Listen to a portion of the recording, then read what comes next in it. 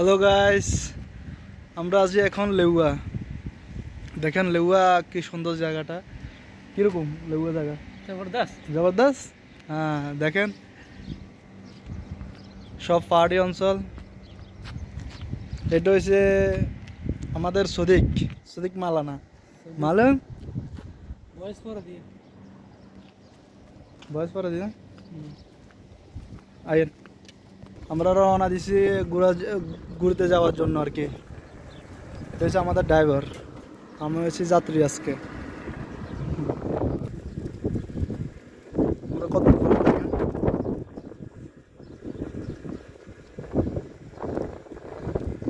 এটা ভিডিও কাটে দিতে হবে।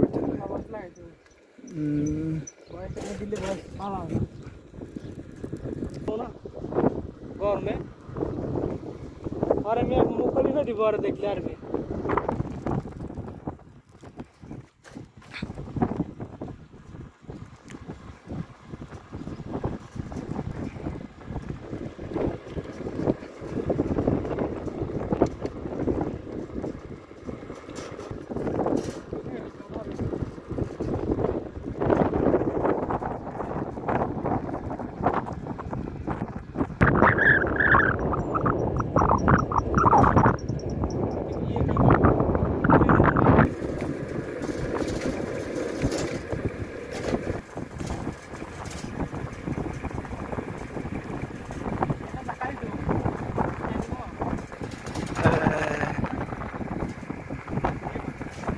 নিচে নামতেছে।